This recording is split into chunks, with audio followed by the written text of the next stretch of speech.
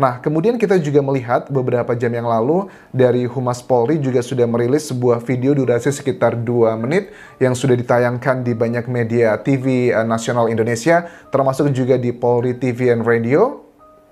Ini ada beberapa adegan yang menurut aku menarik untuk kita analisa dan kita melihat, memilah mana yang fakta atau juga jangan-jangan ini masih bagian dari pranknya Verdi Sambo. Karena Verdi Sambo itu kita nggak bisa sekedar mengatakan rely kepada keterangan dia saja dengan kredibilitasnya, validitasnya berkali-kali bohong di beberapa poin, ya kita wajar lah nggak percaya 100%. Di bagian pertama ini capture-nya adalah kita melihat adalah kondisi pada saat RR, Ricky Rizard ya, RR ini siapa ya? Ricky, oh iya si Bribka RR ya, maksudku ya, Bribka Ricky. Terus juga PC, Putri Chandrawati, Y ini Yosua, KM ini Kuat Ma'ruf, RE ini Richard Eliezer. Ya, you know what I mean lah. Kenapa aku juga bingung menyebutkan nama ini? Karena ada nama baru juga di sini teman-teman.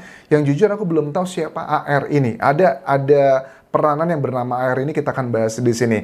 Di bagian pertama kita melihat oke lah, make sense dengan cerita semuanya dari rumah pribadi menuju ke rumah dinas dan PC berada di tengah. Kemudian di jam 17.06.54 PC, RR, KM, RE, dan Y mulai melakukan perjalanan 17.06. Berarti ini sangat membantah dengan keterangan di awal kasus ini muncul bahwa si Verdi Sambo menelpon Kapolres di Jakarta Selatan jam 5 sore lebih. Itu berarti tidak benar karena jam 17.06 mereka baru berangkat ke rumah dinasnya. Kemudian RR dan juga KM itu jam 17.10.50 WIB. FS menyuruh KM memanggil Y dan masuk ke dalam rumah bersama RR. Oke. Di luar, kalau kalian lihat gambar ini ada AR. AR ini apa? Asisten rumah tangga maksudnya. Siapakah nama AR ini?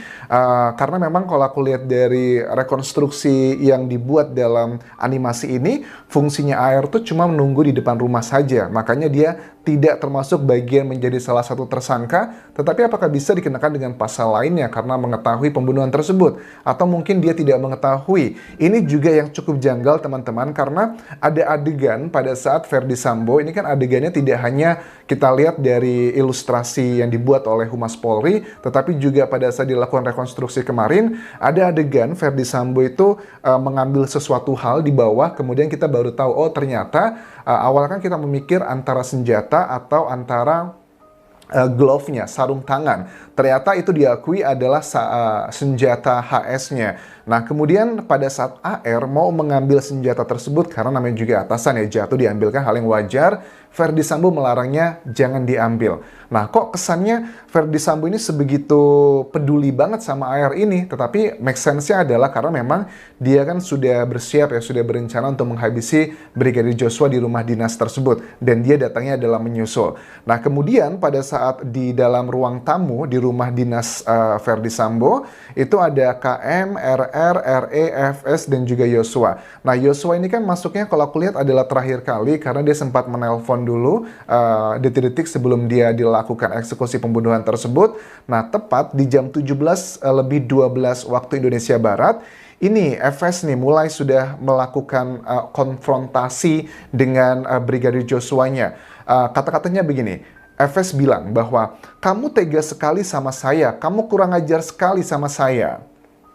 Apakah ini benar atau tidak? Let's say anggap saja benar. Tapi kan kalau ini pun benar, kita tidak tahu apa konteksnya dia mengatakan kamu tega sekali sama saya, kamu kurang ajar sekali sama saya. Ini katakan FS ke Brigadir Joshua. Apakah ini adalah berhubungan dengan pelecehan, seperti klaimnya mereka bahwa Putri Chandrawati dilecehkan oleh Brigadir Joshua di Magelang? Itu adalah klaim yang pertama, kemungkinan yang pertama juga. Ataukah yang kedua, bahwa Verdi Sambo ini merasa terhianati karena Brigadir Joshua mengatakan sesuatu hal tentang dark secret-nya, rahasia gelapnya seorang FS? Apakah itu juga? Dan itu adalah dua kemungkinan besar.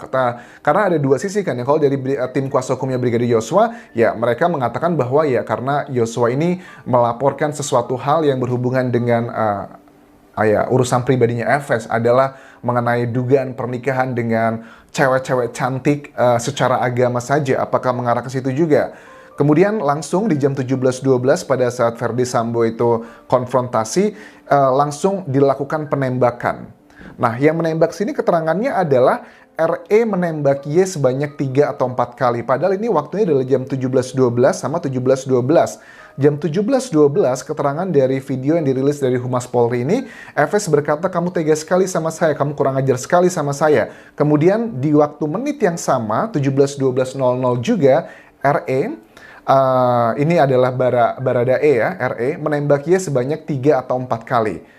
Bagi aku ini adalah yang cukup janggal teman-teman. Biasanya kalau kita tuh lagi berantem, berkonfrontasi, apalagi menghadapi orang, konfrontasi dengan orang yang levelnya lebih rendah dalam pangkat gitu, ekonomi, sosial, agak kecil kemungkinan kalau cuman langsung tembak gitu aja, tanpa ada melakukan sesuatu hal, misal dipukul, ditempeleng, ditendang, tiba-tiba langsung begitu aja. Karena di mana letak kepuasannya gitu. Karena kalau orang lagi kesel banget, kamu tega sekali ya sama saya, ya misalnya kayak orang tua dia marahin sama anak, walaupun tidak dalam konteks yang tepat ya contohnya, tapi contohnya dalam hal yang simple banget gitu. Orang tua lagi kesel sama anaknya, paling cubit dikit aja begitu kan, untuk melampiaskan emosi. Apa kabar dengan Verdi Sambo yang dia merasa harkat dan martabatnya tercabik-cabik oleh Brigadir Yosua, tetapi pada saat dia ngomel, marah, dia hanya mengeluarkan kata-kata ini, tidak ada kekerasan-kekerasan yang dilakukan. Bagi aku ini sangatlah janggal, dan di sini dikatakan bahwa RE menembak Y sebanyak 3 atau 4 kali.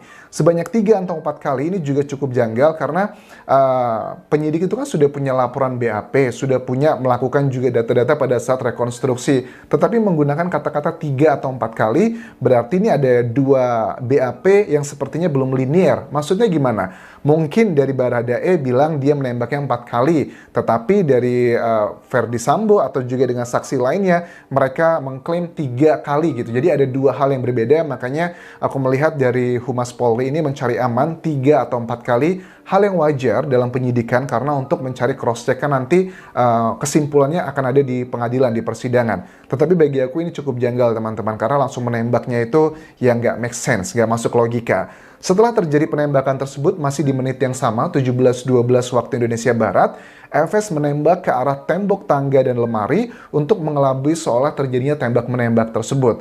Nah, bagi aku juga sangat janggal ya, dalam waktu 1 menit terjadi beberapa peristiwa yang menurut aku butuh waktu minimal 5-10 menit. Peristiwa pertama, si Verdi Sambo maki-maki dan marah ke Brigadir Yosua. Di menit yang sama juga, RE atau Baradae langsung nembak Y Yosua sebanyak 3 atau 4 kali. Kemudian di menit yang sama juga langsung menembaki 7 kali ya tembakan yang dikeluarkan FS ke tembok dan juga lemari untuk membuat skenario awal yang sudah terbantahkan. Bagi aku itu adalah sangat janggal sekali dalam 1 menit, tapi terjadi begitu banyak peristiwa. It doesn't make sense at all. Nah, setelah terjadi semua itu, FS dari keterangan Humas Polri ini, di menit yang sama juga, 17.12.00 WIB, FS menjemput PC di dalam kamar. Nah, ini juga 1 menit bisa terjadi banyak peristiwa. Wah, itu ngebut banget kan ya. Maksudnya, you know what I mean. For me, this is going to be really ridiculous. Hanya dalam 1 menit terjadi ada banyak peristiwa seperti ini. Nah, kalau di bagian yang ini, FS menjemput PC, aku menduganya adalah kecenderungan ingin menyelamatkan Putri Chandrawati agar dia tidak terlibat dalam pasal, yaitu adalah pembunuhan berencana. Setiap saksi, setiap tersangka maksudku, itu pasti sudah memiliki target hukumnya masing-masing ya. Kalau awalnya dengan skenario yang sudah dibuat oleh FS, mereka yakin sepertinya akan terbebas dari hukumannya, tetapi sekarang mereka sudah lebih realistis. Sepertinya semuanya akan terkena hukuman, tetapi mereka semua sedang mengalihkan dari hukuman maksimal ke hukuman yang 20 tahun penjara sepertinya.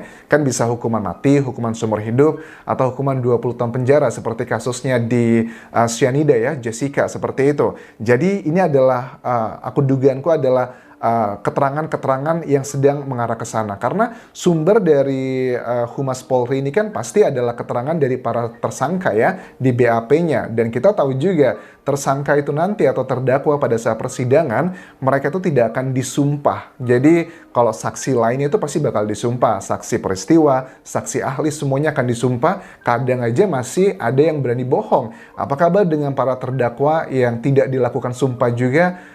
itu adalah sudah make sense, mereka akan melakukan kebohongan-kebohongan. Kalau menurut aku, kecenderungannya ini adalah untuk meringankan hukuman untuk Putri Chandrawati, dan juga sesuatu hal yang sedang disembunyikan dan tidak semuanya diungkapkan. Makanya kalau ada sesuatu hal yang kita lihat ini belum komprehensif, hati kecil kita tuh ngerasa ada yang aneh gitu. Walaupun kita nggak bisa ngomong itu apa, kalau sesuatu hal itu nggak benar, ada yang aneh, itu pasti ngerasa janggal aja. Makanya nggak heran dari kejaksaan pun mengembalikan berkas tersangka keempat orang tersebut ke penyidik karena memang dinilainya belum lengkap ya, karena ada beberapa konstruksi alat bukti yang dinilainya masih janggal, belum kuat untuk dibawa nanti ke persidangan. Karena nanti kan di persidangan yang akan membela itu adalah jaksa kan ya, pengacara dan juga penyidik hanya mengawalnya sampai di tahapan menuju kejaksaan. So, makanya dikuatkan dulu berkas-berkasnya daripada nanti di persidangan jaksanya kalah, jaksa penuntut umumnya, ya itu juga akan menjadi kayak suatu hal yang membebani mereka di kemudian hari.